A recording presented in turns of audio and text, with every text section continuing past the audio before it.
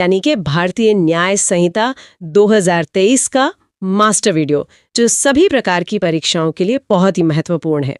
तो चलिए सबसे पहले भारतीय न्याय संहिता का परिचय और अधिकारिता से शुरू करते हैं।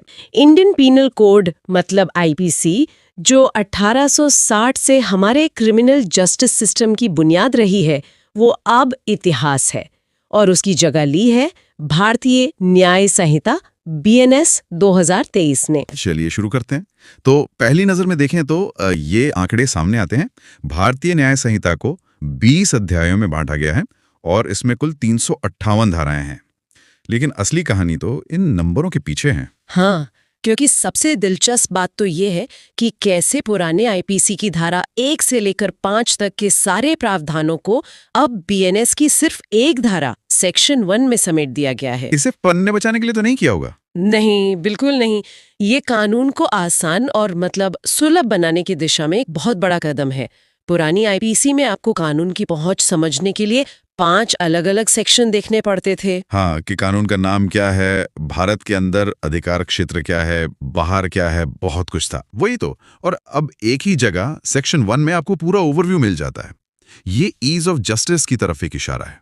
ये तो हुई संरचना को सरल बनाने की बात, लेकिन इस नए ढांचे में कुछ नए विचार भी हैं, जैसे सामुदायिक सेवा यानी कम्युनिटी सर्विस का प्रावधान। छोटे मोटे अपराधों के लिए अब जेल की सजा की बजाय सामुदायिक सेवा का विकल्प भी है। ये एक बहुत बड़ा वैचारिक बदलाव लगता है। ये बहुत बड़ा बदलाव है। ये हमें सजा देने के तरीके के बारे में फिर से सोचने पर मजबूर करता है। देखिए, दुनिया भर में criminal justice system punitive justice यानी दंडात्मक न्याय से रेस्टोरेटिव जस्टिस मतलब सुधारात्मक न्याय की तरफ बढ़ रहा है। कम्युनिटी सर्विस उसी का एक उदाहरण है। तो इसका मकसद जेलों पर बोझ कम करने से ज्यादा अपराधी को सुधारने का मौका देना है। हाँ, और समाज के प्रति उसकी जिम्मेदारी का एहसास दिलाना है। लेकिन यहाँ एक बहुत बड़ी चुनौती भी है। इस प्रावधान को कागज पर लाना एक बात है और इसे पूरे देश में लागू करना दूसरी। इसे मॉनिटर कौन करेगा? सही सवाल है। कैसे सुनिश्चित किया जाएगा कि सामुदायिक सेवा सच में की जा रही है? इसके लिए एक बहुत बड़े लॉजिस्टिकल फ्रेमवर्क की जरूरत होगी, जो अभी है नहीं। तो विचार बहुत अच्छा है, पर इसका असली टेस्ट इसके इम्प्लीमेंटेशन में होगा। सही बात है। और इसी तरह महिलाओं और बच्चों के खिलाफ होने वाले अपराधों के लिए सजा को और सख्त करना भी। ये दिखाता है कि कानून समाज की प्राथमिकताओं को दर्शा रहा है। खैर, अब आते हैं उस सवाल पर कि इस कानून की ताकत कितनी है, इसकी पहुंच कहां तक है। मतलब इसकी जुरिस्डिक्शन क्या है? जुरिस्डिक्शन को हम 2 हिस्सों में समझ सकते हैं। पहला, भारत की सीमाओं के अंदर और दूसरा, भारत की सीमाओं के बाहर। चलिए पहले भारत के अंदर की बात करते हैं। नियम बहुत सीधा साधा है। क्या है वो? अगर कोई भी अपराध भारत की भौगोलिक सीमाओं के अंदर होता है तो उस पर बीएनएस लागू होगा। इससे कोई फर्क नहीं पड़ता कि अपराध करने वाला भारतीय नागरिक है या कोई विदेशी। कानून की नजर में सब बराबर है वाली बात यहाँ पूरी तरह लागू होती है। लेकिन भारत की भौगोलिक सीमा का मतलब सिर्फ हमारी जमीन तो नहीं है। पानी और हवा में भी बीएनएस का अधिकार क्षेत्र बढ़ाया गया है। खासकर समुद्री सीमा में जो बदलाव हुआ है वो बहुत दिलचस्प है। हाँ, ये एक बहुत महत्वपूर्ण और रणनीतिक बदलाव है। पहले आईपीसी के तहत भारत की समुद्री सीमा तट से सिर्फ 3 नॉटिकल मील तक मानी जाती थी। सिर्फ 3 नॉटिकल मील? जी। अब बीएनएस के तहत इसे बढ़ाकर 12 नॉटिकल मील कर दिया गया है। 3 से 12 नॉटिकल मील। ये सुनने में छोटा बदलाव लगता है, पर इसका असर तो बहुत बड़ा होगा। 1 नॉटिकल मील लगभग 1.85 किलोमीटर होता है। बिल्कुल। और इसकी जरूरत क्यों पड़ी? इसके पीछे कई वजह हैं। पहली तो ये कि ये भारत को अंतर्राष्ट्रीय समुद्री कानूनों के बराबर लाकर खड़ा करता है। अच्छा, मतलब यूएन क्लॉज के हिसाब से? नॉटिकल मील तक का क्षेत्र किसी भी देश का टेरिटोरियल सी यानी प्रादेशिक जल माना जाता है। लेकिन इसका दूसरा और शायद ज्यादा जरूरी पहलू राष्ट्रीय सुरक्षा से जुड़ा है। आप 26/11 मुंबई हमलों की तरफ इशारा कर रहे हैं? बिल्कुल। उस हमले में आतंकवादी समुद्र के रास्ते ही आए थे। अपनी कानूनी सीमा को 12 नॉटिकल मील तक बढ़ाने का मतलब है कि हमारी कोस्ट गार्ड और नेवी को किसी भी संदिग्ध नाव को रोकने का कानूनी अधिकार और ज्यादा दूरी पर मिल जाता है। हाँ, उन्हें कार्रवाई करने का अधिकार तट से और ज्यादा दूर मिल जाता है। ये तस्करों, घुसपैठियों और आतंकवादियों को रोकने के लिए एक मजबूत कानूनी कवच देता है। मतलब अब भारत की जमीन और पानी दोनों पर बीएनएस का नियंत्रण पहले से ज्यादा मजबूत है। अब हवा की बात करते हैं। यहाँ पर नियम और भी ज्यादा दिलचस्प हो जाता है। अगर कोई हवाई जहाज या पानी का जहाज भारत में रजिस्टर्ड है तो उस पर बीएनएस लागू होगी, चाहे वो दुनिया के किसी भी कोने में क्यों ना हो। हाँ, इसे कानून की भाषा में फ्लोटिंग आइलैंड थ्योरी भी कहते हैं। Floating island theory? जी, इसका मतलब है कि भारत में रजिस्टर्ड कोई भी विमान या जहाज कानूनी तौर पर भारत की तैरती हुई जमीन का एक टुकड़ा है। मान लीजिए एयर इंडिया का एक विमान पेरिस से न्यूयॉर्क जा रहा है। उस विमान के अंदर हवा में 35,000 फीट की ऊंचाई पर अगर कोई अपराध होता है तो उस पर भारतीय न्याय संहिता के तहत ही मुकदमा चलेगा। बिल्कुल, इससे कोई फर्क नहीं पड़ता कि अपराधी या पीड़ित किस देश के नागरिक हैं या विमान उस वक्त किस देश के ऊपर से उड़ रहा था। ये तो कमाल है। तो हमने भारत के अंदर की जुरिस्डिक्शन समझ ली, लेकिन कहानी और भी पेचीदा होती है जब हम बीएनएस के उस अधिकार की बात करते हैं जो भारत की सीमाओं के बाहर भी लागू होता है। मान लीजिए कोई भारतीय नागरिक लंदन जाकर कोई अपराध करता है तो क्या होगा? कानून बिल्कुल साफ है। अगर अपराधी भारतीय नागरिक है तो बीएनएस उस पर लागू होगी, चाहे उसने अपराध दुनिया में कहीं भी किया हो। कानून ये मानकर चलेगा कि वो अपराध जैसे भारत में ही किया गया हो। ठीक है, ये तो समझ आता है, लेकिन यहाँ एक ऐसा प्रावधान है जो थोड़ा चौंकाने वाला है। कुछ खास परिस्थितियों में बीएनएस एक ऐसे विदेशी नागरिक पर भी लागू हो सकता है जिसने अपराध भी भारत के बाहर किया हो। ये कैसे मुमकिन है? हाँ, ये बीएनएस के सबसे महत्वाकांक्षी प्रावधानों में से एक है। इसकी दो मुख्य स्थितियां हैं।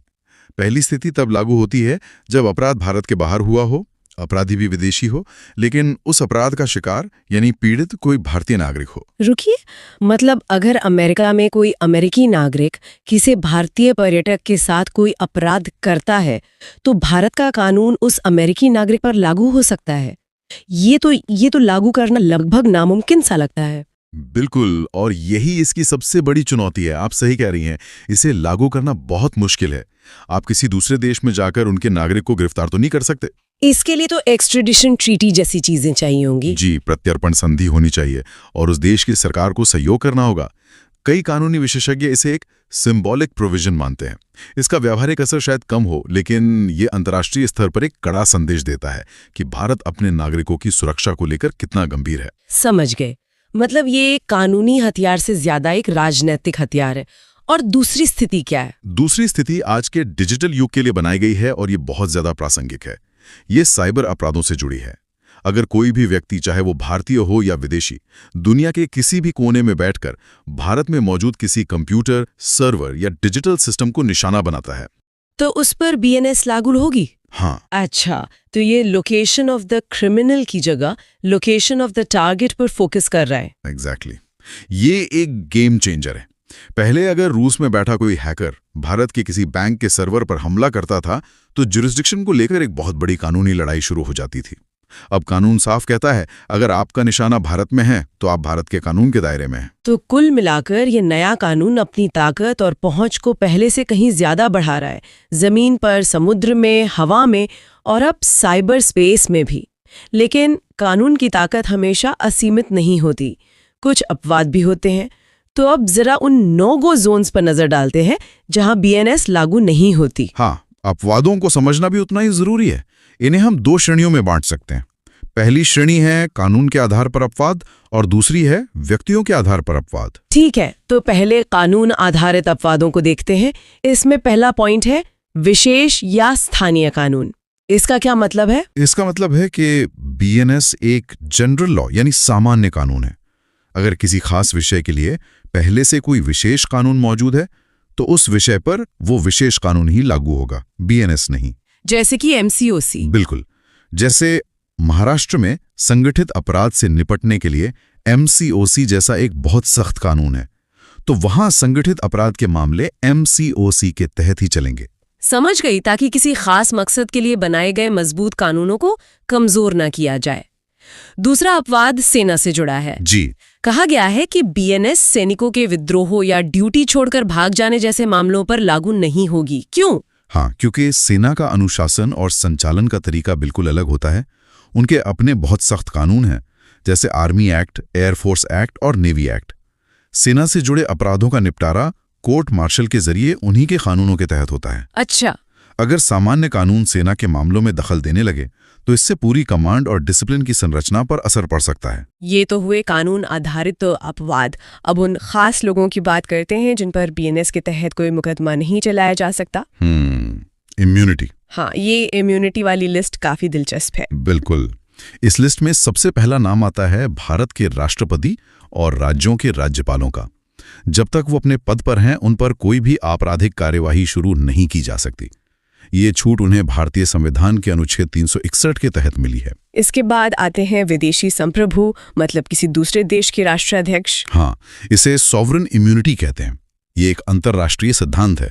जब किसी देश का प्रमुख हमारे देश में आता है तो हम उसे अपने कानूनों के अधीन नहीं मानते। और इसी लिस्ट में अगला नाम है राजनयिकों यानी डिप्लोमेट्स का। हम अक्सर सुनते हैं कि उन्हें डिप्लोमेटिक इम्यूनिटी मिली हुई है। इसका असली मतलब क्या है? देखिए, ये एक बहुत आम गलतफहमी है। डिप्लोमेटिक इम्यूनिटी का मतलब अपराध करने का लाइसेंस नहीं है। इसके पीछे का सिद्धांत है पारस्परिकता यानी रेसिप्रोसिटी। मतलब हम आपके राजनयिकों पर मुकदमा नहीं चलाएंगे ताकि आप हमारे राजनयिकों पर मुकदमा ना चलाएं। सही। ये इसलिए जरूरी है ताकि कोई भी देश किसी राजनयिक को झूठे आरोपों में फंसाकर राजनीतिक हथियार के तौर पर इस्तेमाल ना कर सके। तो अगर कोई राजनयिक सच में कोई गंभीर अपराध कर दे तो क्या होता है? तब मेजबान देश उस राजनयिक को पर्सोना नॉन ग्राटा यानी अवांछित व्यक्ति घोषित करके देश छोड़ने के लिए कह सकता है। इसके बाद उस राजनयिक पर उसके अपने देश में मुकदमा चलाया जा सकता है, लेकिन मेजबान देश में नहीं। अच्छा, तो उन पर मुकदमा चलाने की जगह बदल जाती है, पूरी तरह छूट नहीं मिलती। जी। और इस लिस्ट में आखिरी नाम है विदेशी सेना का। सही है। जैसे अगर भारत और अमेरिका की सेनाएं मिलकर कोई सैन्य अभ्यास कर रही हैं तो उस दौरान अमेरिकी सैनिकों पर उनका अपना सैन्य कानून लागू होगा, हमारा नहीं। तो आज हमने बीएनएस की बुनियाद को समझा। ये सिर्फ एक नया कानूनी दस्तावेज नहीं है, बल्कि ये 21वीं सदी के भारत के लिए उसकी कानूनी संप्रभुता की एक नई घोषणा है। बिल्कुल। इसका असली परीक्षण तो समय के साथ होगा, जब अदालतों में इन नए प्रावधानों की व्याख्या की जाएगी और इन्हें जमीनी स्तर पर लागू किया जाएगा। लेकिन ये बात तो तय है कि इसने भारत के आपराधिक न्याय के भविष्य की दिशा तय कर दी है। तो हमने इस पर तो बात कर ली कि कानून की शक्ति कहाँ शुरू होती है और कहाँ खत्म होती है, लेकिन ये भविष्य के लिए एक बहुत ही दिलचस्प सवाल खड़ा करता है। जैसे जैसे हमारी दुनिया और ज़्यादा आपस में जुड़ती जा रही है, crypto currency, global tech platforms जैसी चीज़ों के साथ, क्या अधिकार क्षेत्र या जुरिस्डिक्शन का वो आइडिया जो भूगोल और सीमाओं पर आधारित है, एक दिन पुराना पड़ जाएगा? भविष्य का कोई कानूनी कोड कैसा दिख सकता है जब भौतिक और डिजिटल दोनों तरह के बॉर्डर लगातार बेमानी होते जा रहे हों? तो चलिए, भारतीय न्याय संहिता की बुनियाद को समझने के लिए इसकी शब्दावली पर एक गहरी नजर डालते हैं। शुरू करते हैं धारा 2 से, जहां सारी परिभाषाएं दी गई हैं। सबसे पहले देखते हैं धारा 2(3) बालक। ये परिभाषा क्यों इतनी महत्वपूर्ण है? ये इसलिए महत्वपूर्ण है क्योंकि देखिए, ये पूरी संहिता के लिए एक समान नियम तय करती है।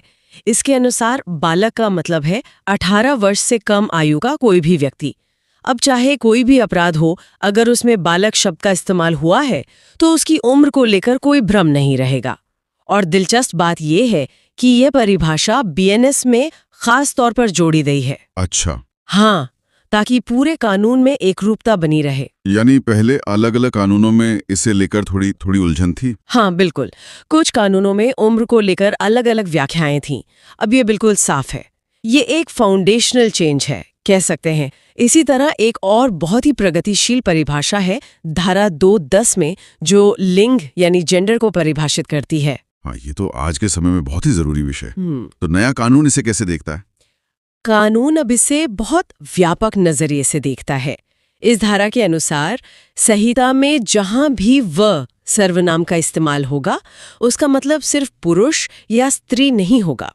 इसमें पुरुष, स्त्री और उभयलिंगी यानी ट्रांसजेंडर समुदाय के व्यक्ति तीनों शामिल होंगे। तीनों शामिल होंगे? जी।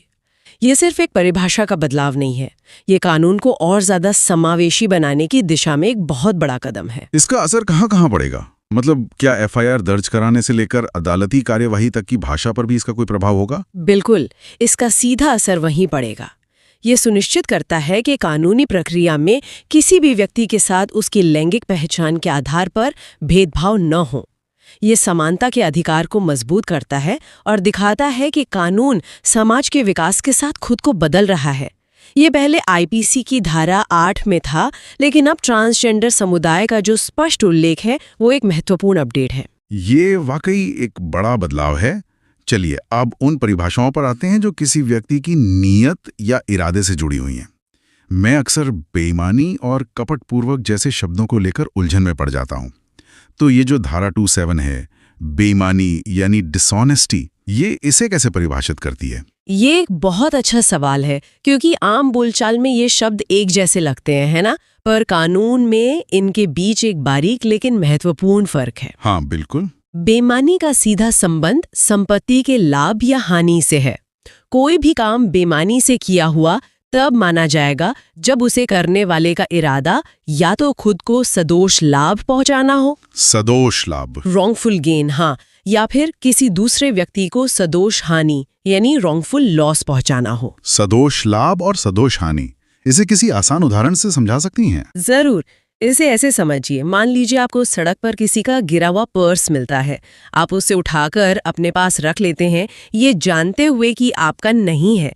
यहाँ आपने गैर कानूनी तरीके से एक ऐसी संपत्ति का लाभ उठाया जिसके आप हकदार नहीं हैं। ये हुआ सदोष लाभ। अच्छा। और जिस व्यक्ति का पर्स खोया, उसे गैर कानूनी तरीके से उसकी संपत्ति से वंचित किया गया, ये हुई सदोष हानि। तो यहाँ आपका काम बेईमानी भरा माना जाएगा। ठीक है, तो बेईमानी का जो फोकस है वो संपत्ति पर है। तो फिर धारा 29 कपटपूर्वक यानी फ्रॉड्यूलेंटली, इससे अलग कैसे है? देखिए, कपटपूर्वक का दायरा बड़ा है और इसका जो मुख्य तत्व है वो है धोखा। कोई काम कपटपूर्वक तब होता है जब उसका इरादा ही धोखा देना हो, चाहे उसमें संपत्ति का लाभ हानि हो या ना हो। कपट का मतलब है जानबूझकर झूठ बोलकर या सच छिपाकर किसी को धोखे में डालना। जैसे कोई व्यक्ति नकली डिग्री दिखाकर नौकरी पा लेता है, यहाँ उसका मुख्य इरादा कंपनी को धोखा देना है। हो सकता है उसे सैलरी के रूप में संपत्ति का लाभ हो, लेकिन अपराध की जो जड़ है वो धोखा है। तो मैं ये कह सकता हूँ कि हर बेईमानी में धोखा हो सकता है, लेकिन हर कपट में संपत्ति का लेन देन जरूरी नहीं है। आपने बिल्कुल सही समझा। बेईमानी संपत्ति केंद्रित है, जबकि कपट धोखा केंद्रित है। यही इन दोनों के बीच का मुख्य अंतर है, और अदालती मामलों में यह अंतर साबित करना बहुत मायने रखता है। नियत की बात चल रही है तो एक और शब्द है सद्भावपूर्वक यानी गुड फेथ। धारा 211 कहती है कि कोई काम सद्भावपूर्वक किया गया है। हम अक्सर सुनते हैं कि डॉक्टर ने सद्भावपूर्वक इलाज किया। कानून में इसका क्या मतलब है? कानून में सद्भावपूर्वक का मतलब सिर्फ अच्छी नियत होना नहीं है। ये समझना बहुत महत्वपूर्ण है। कोई भी काम सद्भावपूर्वक तभी माना जाएगा जब वो 2 शर्तें पूरी करे। पहला, उसे पूरी सतर्कता मतलब ड्यू केयर के साथ किया गया हो, और दूसरा, उसे पूरे ध्यान यानी ड्यू अटेंशन से किया गया हो। मतलब सिर्फ इरादा अच्छा होना काफी नहीं है, काम करने का तरीका भी सही होना चाहिए। एकदम सही। आपके डॉक्टर वाले उदाहरण पर लौटते हैं। मान लीजिए एक सर्जन पूरी तैयारी, सावधानी और अपनी पूरी काबिलियत के साथ एक मुश्किल ऑपरेशन करता है, लेकिन फिर भी मरीज को नहीं बचा पाता। यहाँ उसके काम को सद्भावपूर्वक माना जाएगा। ठीक है। लेकिन अगर वही सर्जन बिना हाथ धोए या नशे की हालत में ऑपरेशन करे, तो भले ही उसका इरादा मरीज को बचाने का हो, तब भी? हाँ, तब भी उसके काम को सद्भावपूर्वक नहीं माना जाएगा, क्योंकि उसने जरूरी सतर्कता और सावधानी नहीं बरती। ये तो बहुत बड़ा अंतर है। मतलब लापरवाही और सद्भाव एक साथ नहीं चल सकते। बिल्कुल नहीं। कानून आपकी नीयत के साथ साथ आपके काम की गंभीरता को भी देखता है। ये बहुत साफ हो गया। अब एक ऐसी परिभाषा पर आते हैं जो डिजिटल युग में शायद सबसे ज्यादा बदल गई है। धारा 28 दस्तावेज या डॉक्यूमेंट। कागज के अलावा और क्या-क्या दस्तावेज हो सकता है? ये आज के समय की सबसे व्यापक परिभाषाओं में से एक है। कानून के अनुसार किसी भी पदार्थ पर, चाहे वो कागज हो, पत्थर हो या लकड़ी, अक्षरों, अंकों या चिन्हों से कुछ भी लिखा या व्यक्त किया गया है, वो दस्तावेज है। और जैसा आपने कहा, अब इसमें इलेक्ट्रॉनिक या डिजिटल रिकॉर्ड भी पूरी तरह से शामिल है। अच्छा। आपका ईमेल, व्हाट्सएप चैट, कंप्यूटर की हार्ड ड्राइव में सेव की गई फाइल, सब कुछ। व्हाट्सएप चैट भी? जी हाँ, सब कुछ दस्तावेज की श्रेणी में आता है और अदालत में सबूत के तौर पर पेश किया जा सकता है। क्या आप कुछ ऐसे उदाहरण दे सकती हैं जो शायद हम रोजमर्रा की जिंदगी में दस्तावेज नहीं मानते, पर कानून की नजर में है? जरूर। एक बैंक का चेक एक दस्तावेज है, एक पावर ऑफ अटॉर्नी दस्तावेज है, किसी जमीन का नक्शा या घर का प्लान भी दस्तावेज है। लेकिन सबसे दिलचस्प उदाहरण अदालती मामलों से आते हैं। श्यामाचरण बनाम एसडीएम मामले में सुप्रीम कोर्ट ने कहा कि एक करेंसी नोट भी दस्तावेज है। एक मिनट, हमारी जेब में रखा नोट एक दस्तावेज है, ये कैसे? क्योंकि उस पर रिजर्व बैंक द्वारा अंक, चिन्ह और एक वचन अंकित होता है जो उसे एक कानूनी मूल्य देता है। हाँ, तो इसका मतलब ये हुआ कि अगर कोई नोट पर कुछ लिखकर उसे फाड़ दे तो सैद्धांतिक रूप से उस पर सिर्फ करेंसी को नुकसान पहुंचाने का नहीं, बल्कि दस्तावेज को नष्ट करने का मामला भी बन सकता है। अरे हाँ, ये हमारी रोजमर्रा की सोच से बिल्कुल अलग है। ये तो सच में हैरान करने वाली बात है।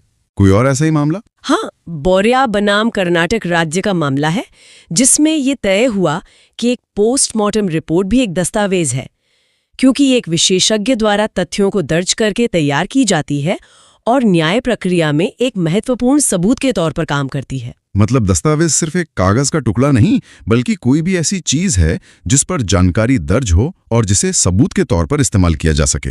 आपने सार पकड़ लिया। ये परिभाषा इतनी लचीली रखी गई है ताकि भविष्य में आने वाली टेक्नोलॉजी को भी इसमें शामिल किया जा सके। चलिए अब एक और दिलचस्प परिभाषा देखते हैं। धारा 213 संश्रय है ना, यानी हार्बर। इसका मतलब तो किसी को पनाह देना होता है ना? हाँ, लेकिन कानूनी संदर्भ में इसका मतलब है किसी अपराधी को कानून की पकड़ से बचाने में मदद करना।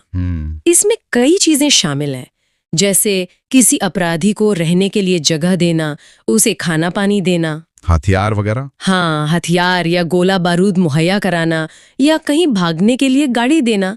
संक्षेप में, कोई भी ऐसा काम जो उसे पकड़े जाने से बचाए, वो संश्रय देना माना जाएगा। लेकिन इसमें एक बहुत बड़ा अपवाद भी है, जिसके बारे में मैंने पढ़ा था, पति पत्नी को लेकर। जी, और ये इस कानून के सबसे ज्यादा बहस वाले प्रावधानों में से एक है।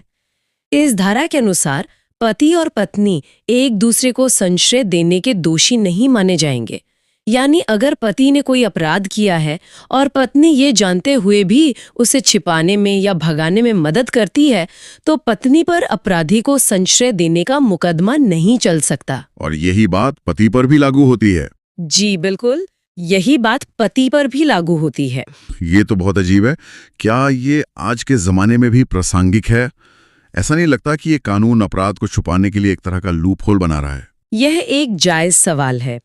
इस अपवाद के पीछे का जो पारंपरिक तर्क है, वो वैवाहिक रिश्ते की पवित्रता को बचाना और ये मानना है कि पति पत्नी एक दूसरे के प्रति भावनात्मक रूप से बाध्य होते हैं। लेकिन आलोचक यही कहते हैं कि कानून के सामने कोई भी रिश्ता अपराध को छिपाने का लाइसेंस नहीं होना चाहिए।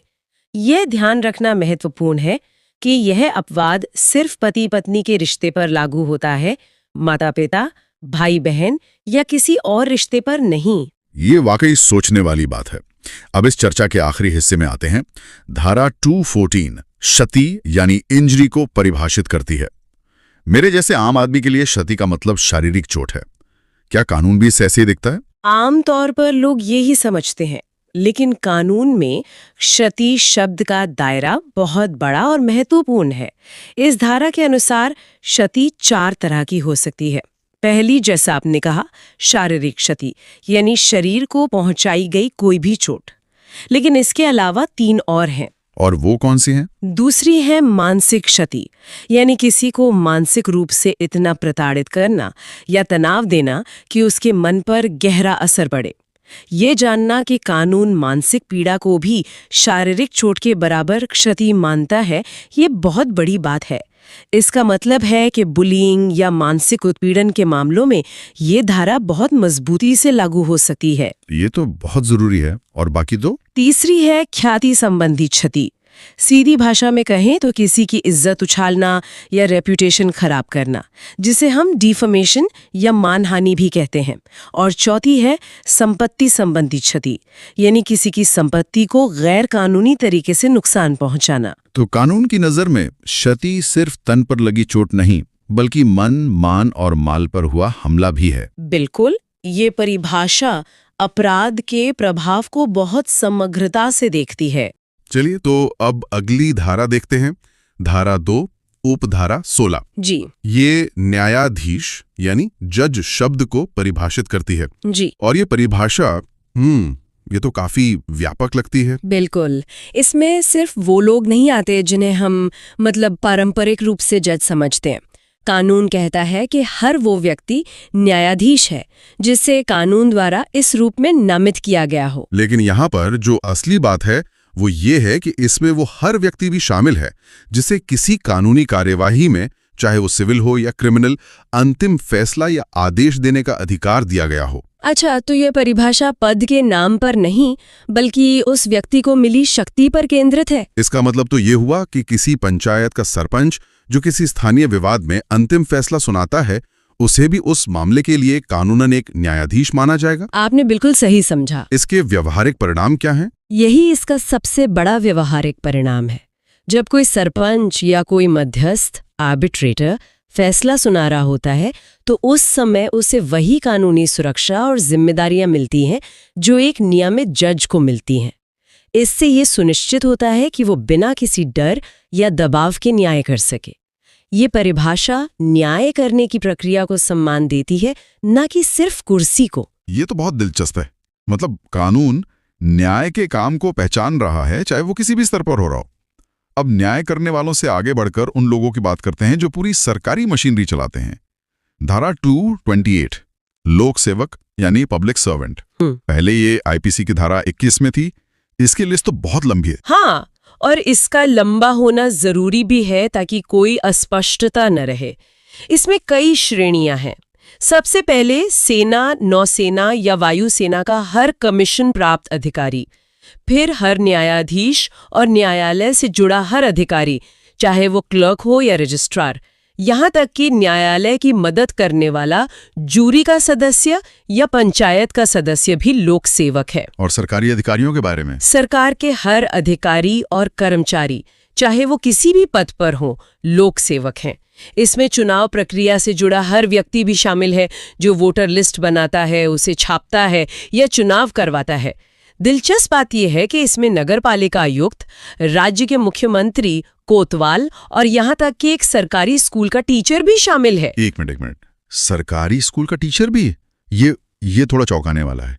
इसका मतलब अगर एक सरकारी टीचर अपनी ड्यूटी में कोई गड़बड़ी करता है तो उस पर एक आम नागरिक के मुकाबले ज्यादा गंभीर कानूनी कार्रवाई हो सकती है। बिल्कुल, यही इस परिभाषा का उद्देश्य है।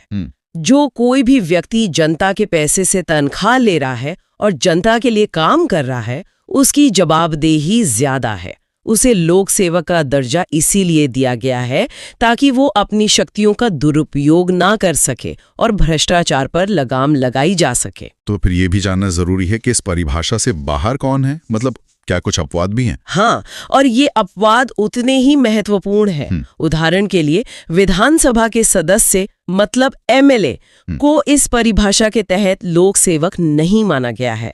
उनके लिए अलग कानून है, जैसे भ्रष्टाचार निवारण अधिनियम, लेकिन इस संहिता की परिभाषा में वे सीधे तौर पर नहीं आते। अच्छा। इसी तरह सेना में जूनियर कमीशन्ड ऑफिसर जेसीओ और नॉन कमीशन्ड ऑफिसर एनसीओ को भी इस परिभाषा में शामिल नहीं किया गया है, जबकि कमीशन्ड ऑफिसर शामिल हैं।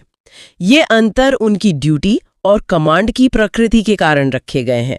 जैसे धारा 219 पुरुष और धारा 235 महिला को परिभाषित करती है जी, और धारा 220 माह और वर्ष के बारे में बताती है। ये सुनने में बहुत बेसिक लगती है। ये बेसिक है लेकिन बेहद जरूरी है। क्या है कि कानून में किसी भी तरह के कंफ्यूजन या लूपहोल की कोई जगह नहीं होती। पुरुष और महिला की परिभाषा में साफ लिखा है कि इसमें किसी भी उम्र का व्यक्ति शामिल है, चाहे वो एक दिन का नवजात हो या 100 साल का बुजुर्ग। ये उम्र के आधार पर किसी भी तरह के भेदभाव को खत्म कर देता है। और माह और वर्ष वाली बात? वो भी स्पष्टता के लिए है। ये धारा साफ कर देती है कि जब भी कानून में महीना या साल लिखा हो तो उसका मतलब वही कैलेंडर होगा जो हम सब अपनी घड़ियों और फोन में इस्तेमाल करते हैं। Gregorian calendar. हाँ, ग्रेगोरियन कैलेंडर। इससे ये तय हो जाता है कि सजा की अवधि या किसी कानूनी समय सीमा की गिनती में कोई भ्रम न हो। ये छोटी छोटी बातें ही कानूनी सटीकता की नींव है। अब लोगों और समय को परिभाषित करने के बाद एक बहुत ही गहरे और कह सकते हैं दार्शनिक सवाल पर आते हैं जिसे कानून ने परिभाषित किया है। धारा 217 जीवन यानी लाइफ को परिभाषित करती है। ये तो बहुत सीधी सी लगती है, पर इसकी जरूरत क्यों पड़ी? ये सीधी लगती है, पर ये परिभाषा पूरे कोड का एक नैतिक आधार तय करती है। यहाँ साफ किया गया है कि जब भी इस संहिता में जीवन शब्द का इस्तेमाल होगा तो उसका मतलब सिर्फ और सिर्फ इंसान का जीवन होगा। ये एक छोटी सी लाइन पूरे कानूनी ढांचे को एक दिशा देती है। वो कैसे? और उसी के हिसाब से अपराधों की गंभीरता तय करती है। ये एक तरह से कानून की आत्मा का एक हिस्सा है। ये एक बेहतरीन दृष्टिकोण है। तो अब जब हमने लोगों, शक्ति और जीवन को समझ लिया है, तो अब उस चीज पर आते हैं जिसके लिए पूरी संहिता बनी है। धारा 224 अपराध यानी ऑफेंस को परिभाषित करती है। आखिर वो कौन सी लक्ष्मण रेखा है जिसे पार करने पर कोई भी काम अपराध बन जाता है? ये पूरी संहिता का दिल है। परिभाषा के अनुसार कोई भी ऐसा काम जो इस संहिता के खिलाफ है वो अपराध है। लेकिन इसमें एक बहुत महत्वपूर्ण किंतु जुड़ा है। अध्याय 3 में दिए गए साधारण अपवाद, जैसे आत्मरक्षा में किया गया कोई काम या किसी मानसिक रूप से बीमार व्यक्ति द्वारा किया गया काम, अपराध की श्रेणी में नहीं आते। तो मतलब किसी काम को कानूनी तौर पर अपराध मानने के लिए किन शर्तों का पूरा होना जरूरी है? देखिए, इसके लिए न्यायशास्त्र में एक तरह से 4 मुख्य तत्व माने जाते हैं। पहला, वो काम किसी इंसान द्वारा किया गया हो। कानून जानवरों के कामों को अपराध नहीं मानता। दूसरा, उस व्यक्ति की आपराधिक मनस्थिति हो, जिसे लैटिन में मेंसरिया कहते हैं, यानी उस काम को करने के पीछे एक गलत इरादा, एक बैड इंटेंशन होना चाहिए। ये आपराधिक मनस्थिति वाली बात, ये थोड़ी मुश्किल लगती है। मतलब कोई कैसे साबित करेगा कि किसी के मन में क्या चल रहा था? क्या इसके लिए कोई कानूनी पैमाना है? हाँ, ये बहुत अच्छा सवाल है। देखिए, मन को तो पढ़ा नहीं जा सकता, इसीलिए कानून वो मनस्थिति का अंदाजा उस व्यक्ति के कामों, उसके शब्दों और मामले के पूरे हालात से लगाता है। मान लीजिए कोई व्यक्ति बाजार से चाकू खरीदता है, किसी को धमकी देता है और फिर उस पर हमला करता है, तो ये सारी हरकतें उसके गलत इरादे की तरफ इशारा करती हैं। अच्छा। तीसरा तत्व है एक्टस रेस, यानी वो आपराधिक काम असल में किया गया हो। सिर्फ किसी को नुकसान पहुंचाने के बारे में सोचना अपराध नहीं है। और चौथा तत्व है उस काम से किसी दूसरे इंसान या समाज को कोई नुकसान पहुंचा हो, चाहे वो शारीरिक हो, मानसिक हो। बिल्कुल, या आर्थिक हो, या फिर किसी की प्रतिष्ठा को ठेस पहुंची हो। तो ये चारों तत्व मिलके एक अपराध बनाते हैं। और यहाँ धारा 225 में लोप यानी ओमिशन की भी बात है, जिसका मतलब है कि कुछ न करना भी अपराध हो सकता है। बिल्कुल, अगर किसी की कानूनी जिम्मेदारी है कोई काम करने की, और वो उसे जानबूझकर नहीं करता, जिससे किसी को नुकसान पहुंचता है, तो वो भी अपराध है। जैसे अगर एक जेलर किसी कैदी को जानबूझकर खाना नहीं देता और वो भूख से मर जाता है, तो ये हत्या है। यहाँ जेलर का कुछ न करना ही उसका आपराधिक कृत्य बन गया। ये बहुत स्पष्ट हुआ। अब अपराध की दुनिया से निकलकर उन चीजों की दुनिया में चलते हैं जिनसे जुड़े अपराध होते हैं। धारा 221 चल संपत्ति यानी मूवेबल प्रॉपर्टी को परिभाषित करती है। ये एक सीधी सादी परिभाषा है।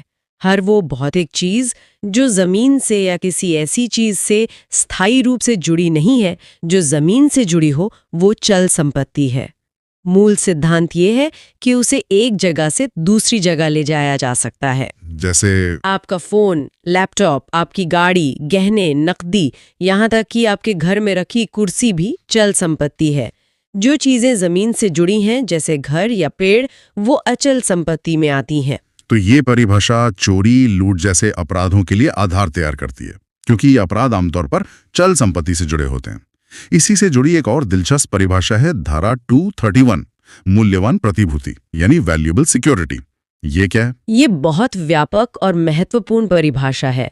मूल्यवान प्रतिभूति कोई भी ऐसा दस्तावेज है जो किसी कानूनी अधिकार को बनाता है, बढ़ाता है, किसी और को देता है, उस पर रोक लगाता है या उसे खत्म करता है। आसान भाषा में कहें तो ये एक ऐसा कागज है जिसकी कानूनी कीमत है। अरे, तो इसका मतलब मेरी यूनिवर्सिटी की डिग्री, जिसे मैं सिर्फ दीवार पे टांगने की चीज समझता था, वो कानूनी तौर पर एक मूल्यवान प्रतिभूति है। ये तो मैंने कभी सोचा ही नहीं। आपने सही पकड़ा। आपकी डिग्री एक मूल्यवान प्रतिभूति है, क्योंकि वो ये कानूनी अधिकार साबित करती है कि आप शिक्षित हैं और किसी खास नौकरी के योग्य हैं। अगर कोई इसमें हेरफेर करे तो वो एक गंभीर अपराध होगा। अच्छा। इसी तरह जमीन का बैनामा, जिससे आपको मालिकाना हक मिलता है, आपका पासपोर्ट जो आपको विदेश यात्रा का अधिकार देता है, या फिर इनकम टैक्स विभाग का कोई आदेश, ये सब मूल्यवान प्रतिभूतियां हैं, क्योंकि ये कानूनी अधिकार और दायित्व पैदा करते हैं। ये जानकारी तो वाकई आंखें खोलने वाली है। अब हम अपनी सूची के अंत की ओर बढ़ रहे हैं। धारा 236 सदोष लाभ यानी रॉन्गफुल गेन और धारा 237 सदोष हानि यानी रॉन्गफुल लॉस। ये दोनों एक ही सिक्के के दो पहलू लगते हैं। बिल्कुल।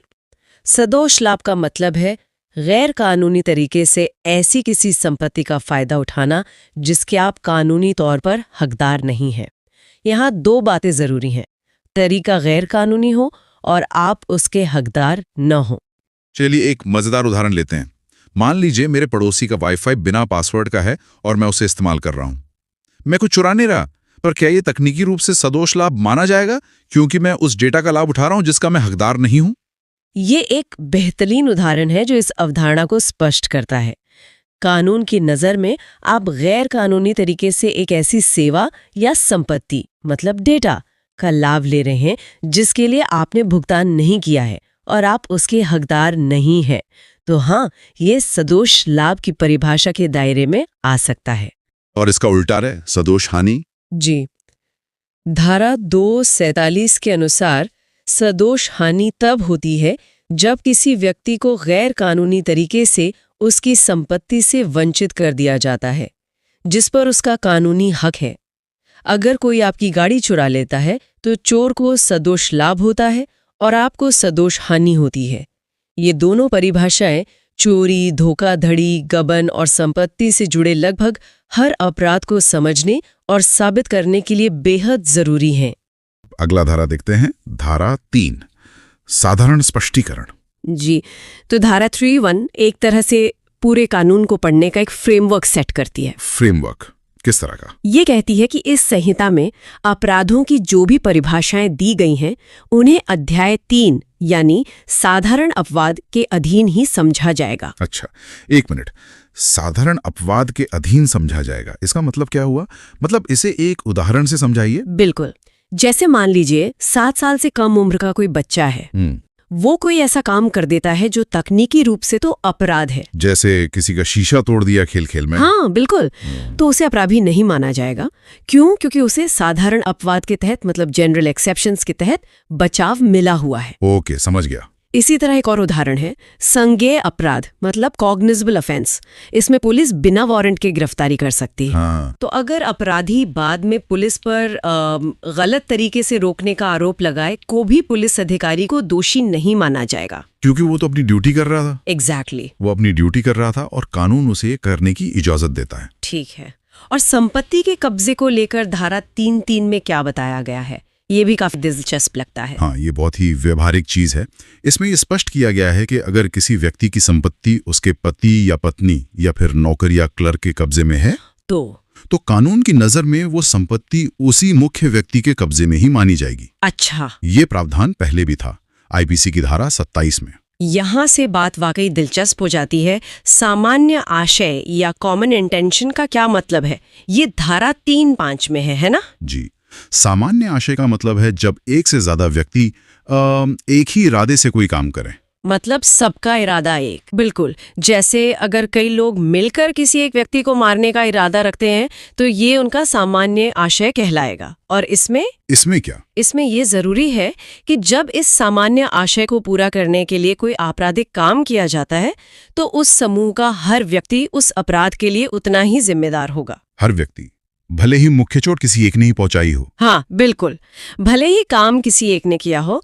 पहले ये आईपीसी की बहुत प्रसिद्ध धारा 34 में था। ये तो बहुत बड़ी बात है। जी। तो क्या कुछ न करना भी अपराध हो सकता है? मेरा मतलब है हम अपराध को हमेशा कुछ करने से जोड़ते हैं, पर धारा 307 में कार्य का लोप यानी ओमिशन का जिक्र है। बिल्कुल, और ये बहुत जरूरी है। अगर किसी व्यक्ति के कुछ न करने की वजह से कोई आपराधिक परिणाम निकलता है तो वो भी अपराध है। जैसे उदाहरण के लिए, अगर कोई व्यक्ति अपनी पत्नी को खाना पानी जैसी जरूरी चीजें देना बंद कर दे और मान लीजिए मारपीट भी करे, जिससे कुछ दिनों बाद उस महिला की मौत हो जाए, तो ये कार्य का लोप हत्या का अपराध माना जाएगा। अच्छा, क्योंकि खाना न देना भी एक तरह का काम है या काम का